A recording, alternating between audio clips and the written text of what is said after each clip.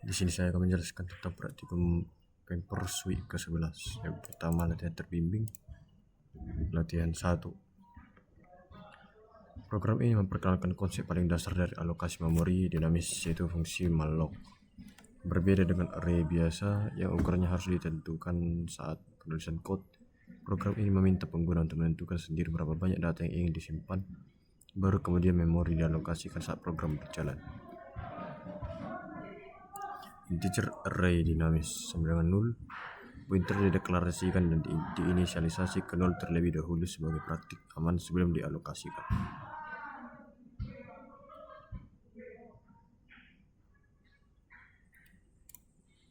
Malloc jumlah data size of integer.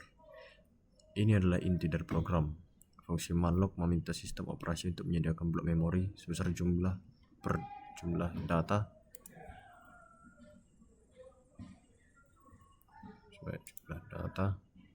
dikali ukuran satu integer, hasilnya dikembalikan sebagai pointer. Pengecekan if array dinamis. Langkah ini sangat penting jika sistem tak bisa memori. Malloc mengembalikan null. Program harus mendeteksi ini agar tidak terjadi crash saat mengakses memori yang tidak valid. Loop for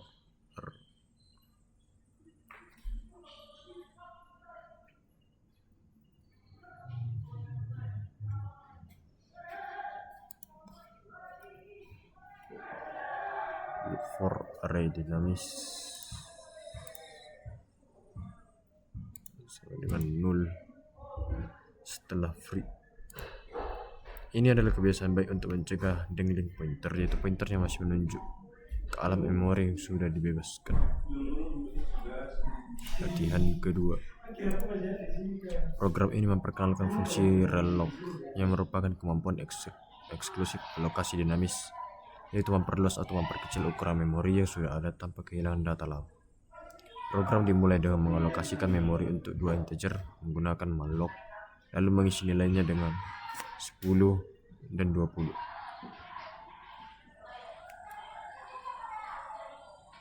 Relloc array 4 size of integer. Fungsi ini mengubah ukuran blok memori yang dimiliki array menjadi cukup untuk 4 integer yang istimewa. Nilai lama, array 0, array 1 tetap terjaga dan tidak hilang. Setelah relloc, 2 elemen baru ditambahkan. Array 2 sampai pula array 3 sampai 40.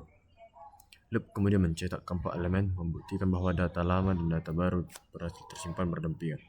Pengecekan null setelah relloc tetap diperlukan karena ada kemungkinan relloc gagal jika memori sistem tidak mencukupi.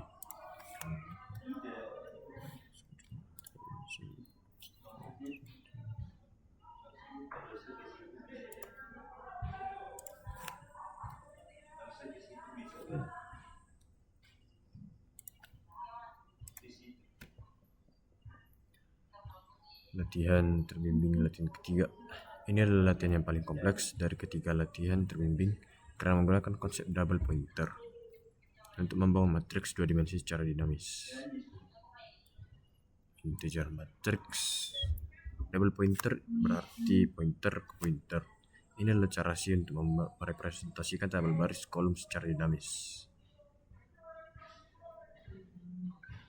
Malloc baris of integer. Pertama, dialokasi ke memori untuk menyimpan sejumlah pointer. 1 pointer per baris.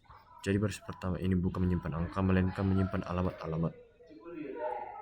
Loop for pertama. Setiap elemen dari array pointer tersebut kemudian diisi dengan hasil malloc column size of integer, yaitu alokasi memori untuk tiap baris yang berisi sejumlah kolom integer. Dengan struktur ini, matriks I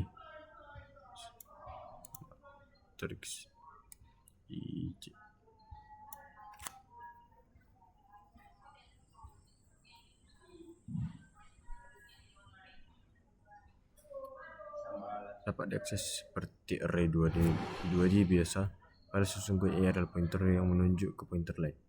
Pengisian nilai dilakukan dengan variabel nilai terus bertambah 1, 2, 2, 3, 4, 5, 6 menghasilkan matriks 2 kali 3. Proses pembebasan memori juga bertahap. Pertama, free matrix I untuk setiap baris, baru kemudian free matrix untuk array pointer utama. Urutan ini tidak boleh terbalik. Lanjut ke tugas mandiri.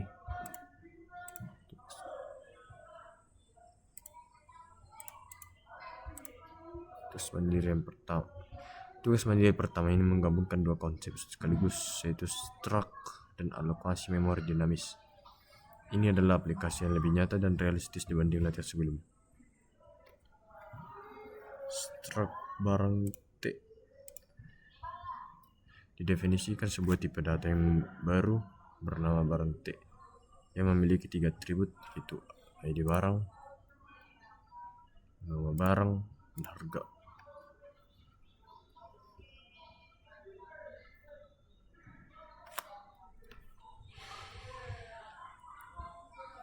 Malloc and size of struct barang T secara otomatis menghitung total ukuran satu struct yang mencakup semua field di dalamnya. Loop input menggunakan notasi barang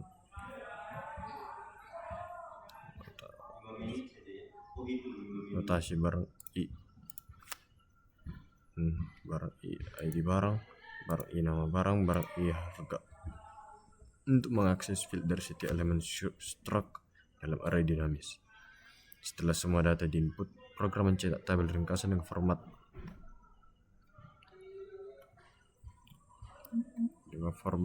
ID, nama, harga. Free barang di akhir membebaskan seluruh blok memori yang menampung semua struct sekaligus karena mereka dialokasi dalam satu blok yang berkesinambungan.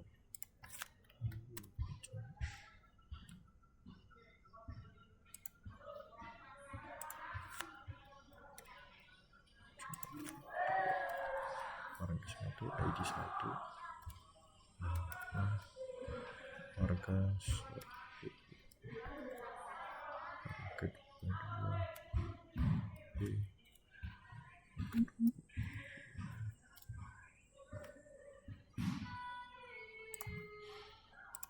Tugas mandiri yang tugas mandiri kedua ini adalah pengembangan dari latihan 3 namun dengan tingkat interaktivitas yang lebih tinggi. Jika latihan 3 ukuran matriksnya sudah ditentukan dalam kode hardcode 2 kali 3, di sini ukuran matriks ditentukan sepenuhnya oleh pengguna saat runtime. Pengguna diminta memasukkan jumlah baris n dan jumlah kolom m secara bebas. Program kemudian membangun matriks 2 dimensi dengan ukuran persis sesuai permintaan. Pola alokasi double pointer integer matriks identik dengan latihan 3. Alokasi pointer baris dulu, lalu tiap baris dialokasikan sendiri. Yang membedakan, selama proses input, setiap elemen langsung dijumlahkan ke variabel total.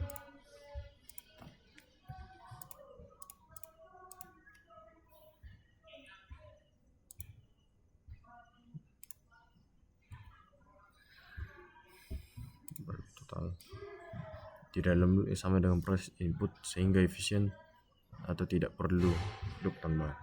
Di akhir program mencetak total penjumlahan seluruh elemen matriks. Proses free dilakukan dengan cara yang sama seperti latihan 3, baris per baris dulu, baru pointer utama. Segala penjelasan dapat saya sampaikan. Terima kasih.